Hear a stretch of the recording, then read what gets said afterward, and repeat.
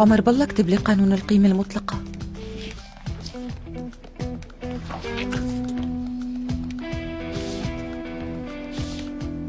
مسكي.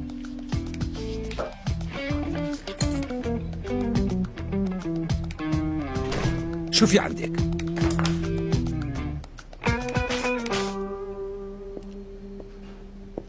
شو عم يصير معكم؟ ولا شيء استاذ.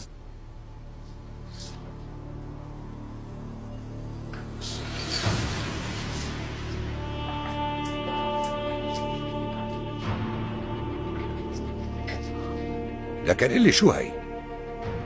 شو هي يا أولاد؟ لمين هي؟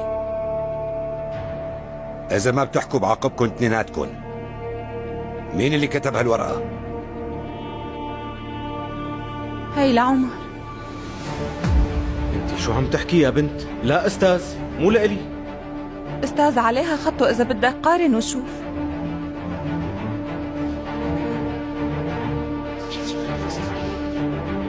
مظبوط، هذا خطأ. يا استاذ اسمعني، والله انا ما تنقلت. كتبت القانون لحتى تنقله بالامتحان؟ والله مو مثل ما انت مفكر استاذ، هي مو لإلي. خلاص اسكت، لا تناقشني أكثر.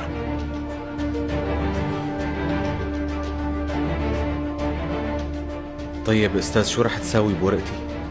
ورقتك هلا التغت، امتحانك رح يلتغى. بس استاذ استنى، انا ما تنقلت. اذا ما بتقبل امتحاني بتبهدل، بترجاك استاذ. ما بيهمني، اللي بيهمني هو اللي شفته.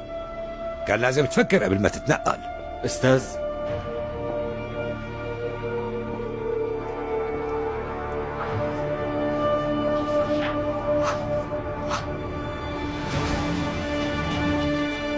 بعتذر منك.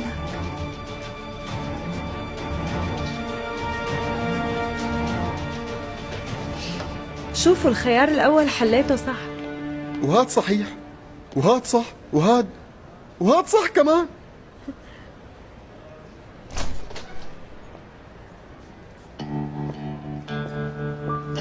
طلع الأستاذ، ليش عمر ما طلع؟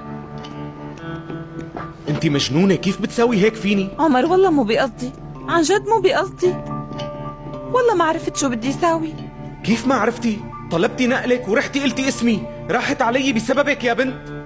شو صار عمر؟ لقطك الأستاذ عم تنقلها؟ تماما هذا اللي صار. اصلا ليش رديت عليكي؟ خلصت امتحاني وكله تمام، كنت ممكن اخذ 100. عم قلك اني خفت عمر، ما قدرت اقول. وانت بتعرف وضع امي، انا مضطرة على المنحة. لانه حضرتك خفتي رح يلتغي امتحاني. شو من شاني انا؟ شو يعني؟ رح يلغوا المنحة تبعك؟ فكرت رح تعطيني الورقة بدون ما ينتبه. شو عرفني انه رح يلقطك؟ شوفوا لسه عم تلومه كمان. الزلمة درسك كل الامتحان، هيك بتشكريه بانك تدمري مستقبله؟ عن جد انك وحدة ملعونة ومثل الحية كمان. خرسوا بقى، شو دخلكن؟ شو خصكن؟ يلي صار بس بيني وبين عمر، مفهوم؟ لا، لأنه عمر أخي ومنحته ومدرسته بتخصني، ما بتخصك لإلك. آسيا معك حق روقي. شو اللي صار؟